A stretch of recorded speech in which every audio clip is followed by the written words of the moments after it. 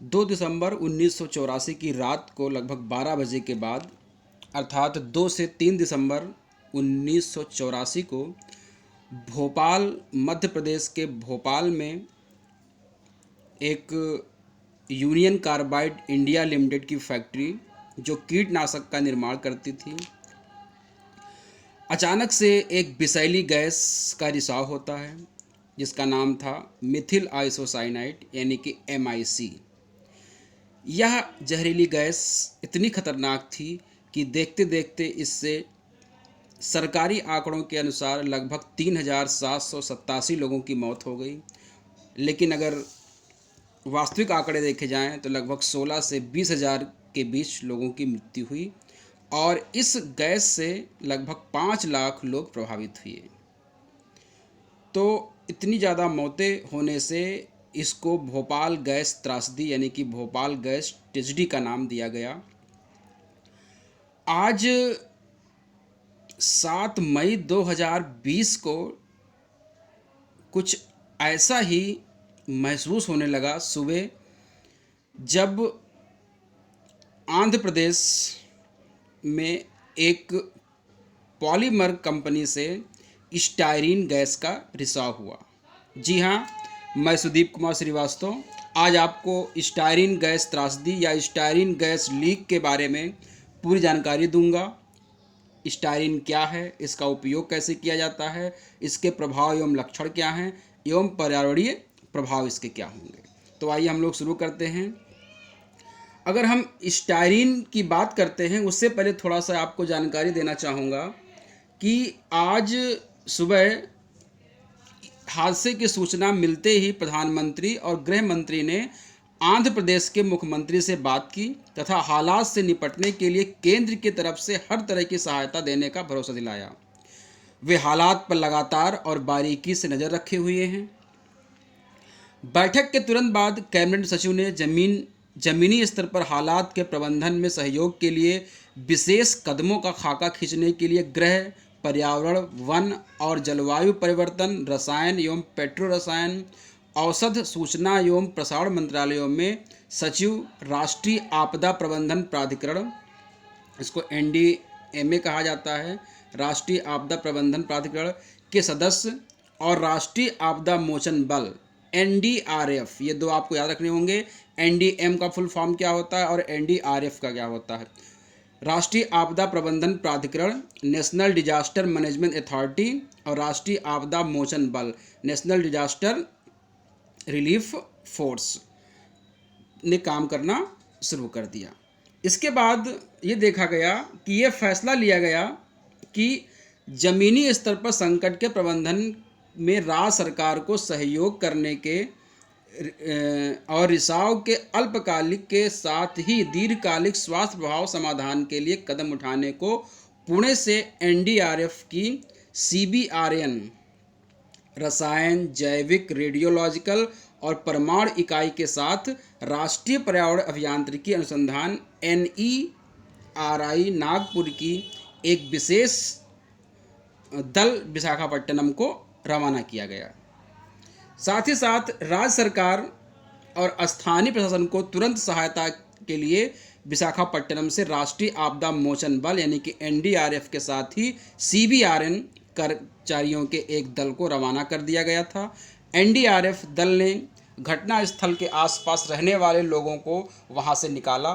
पुणे से विशेषज्ञ CBRN इकाई और नागपुर से NEERI का विशेषज्ञ दल विशाखापट्टनम को रवाना कर दिया गया। इसके अलावा NDHS जमीनी स्तर पर चिकित्सीय विशेषज्ञों को विशेष चिकित्सा परामर्श का उपलब्ध कराया गया। साथ ही रिसाव से निकलने वाले तत्वों के गुण, उनके प्रभाव, लोगों पर सामान्य लक्षण, प्रभाविता, चिकित्सा सहायता, सावधानियां, क्या करें क्या ना करें, इन सब बिंदुओं पर विचार किया गया, जो मैं आपको आगे एक्सप्लेन करूंगा। तो अब हम आपको बताते हैं कि स्टायरीन होती क्या है।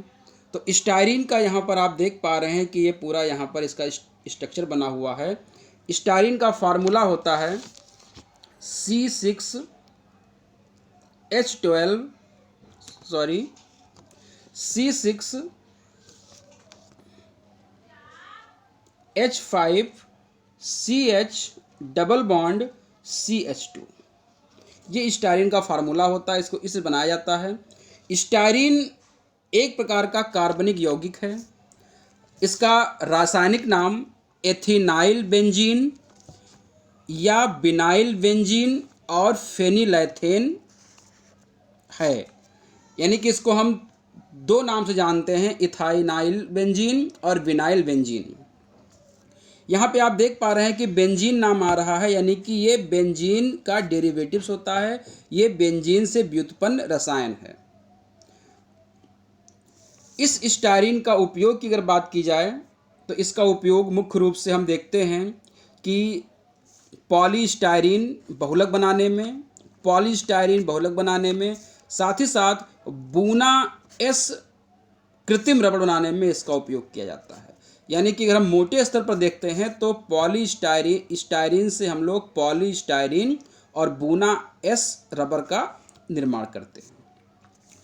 अब हम आपको यहाँ बताएंगे कि पॉलीस्टायरीन क्या होती है और बूना एस रबर क्या होते हैं और इनके उपयोग क्या होते हैं।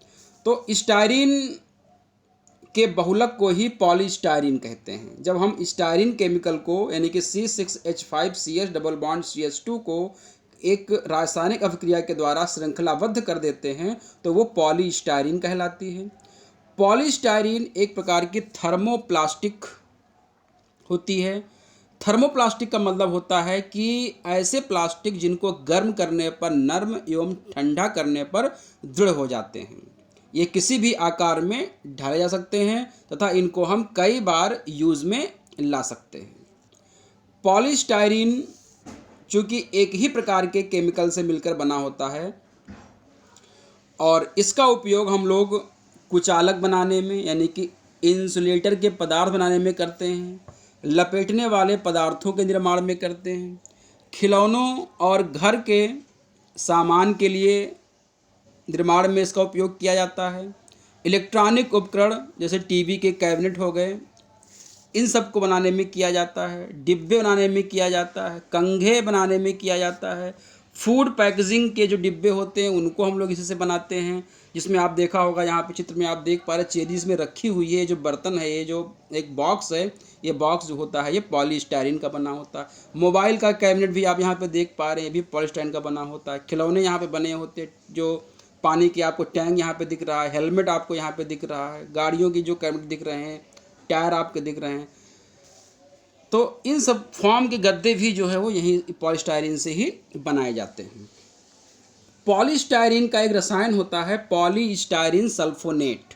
तो ये बहुत इंपॉर्टेंट है, आपके लिए ध्यान रखिएगा। पॉलीस्टायरीन सल्फोनेट जो होता है इसका उपयोग तब करते हैं जब कोई व्यक्ति किडनी के रोग से प्रभावित होता है और जब उसके शरीर में पोटेशियम की मात्रा बढ़ जाती है तो पॉलीस्टायरीन सल्फोनेट का उपयोग रक्त में पोटेशियम का बढ़ा स्तर नियंत्रित करने में किया जाता है।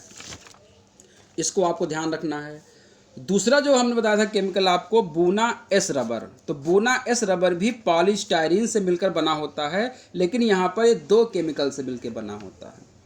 बूना एस रबर जो होता है इसको शॉर्ट में SBR कहा जाता है। बूना को हम लोग क्या कहते हैं, SBR कहा जाता है।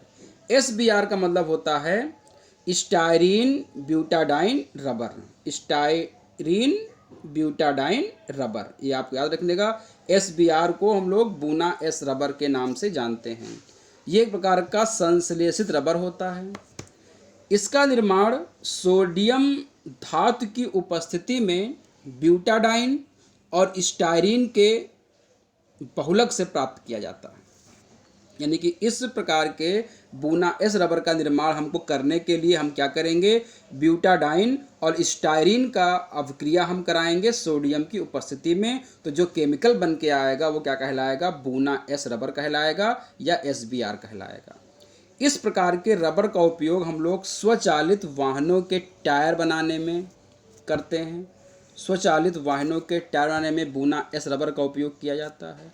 रबर के जो सोल होते हैं जूतों के, उनका निर्माण हम लोग इसी से करते हैं। बेल्ट बनाने में इसी का उपयोग किया जाता है और पाइप बनाने के लिए भी हम लोग बूना एस रबर का उपयोग करते हैं। ये आपको ध्यान देना होगा। अब हम आपको बताएंगे कि बूना एस जो है, हमारा जो स्टायरीन है, स्टायरीन का प्रभाव शरीर पर और उसका लक्षण क्या होता है।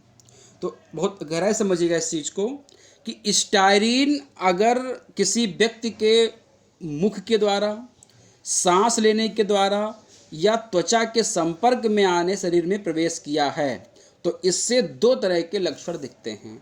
एक लक्षण दिखता है सामान्य लक्षण, एक लंबे समय तक संपर्क में रहने से होने वाले लक्षण।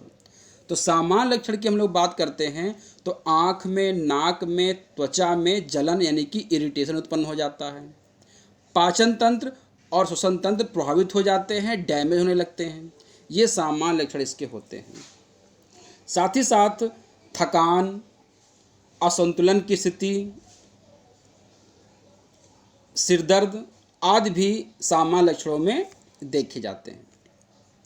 अगर स्टायरीन का प्रभाव शरीर पर लंबे समय तक रहता है तो ये हमारे केंद्रीय तंत्रिका तंत्र यानी कि सेंट्रल नर्वस सिस्टम यानी कि ब्रेन और स्पाइनल कॉर्ड दोनों को प्रभावित करने में ये सक्षम होता है।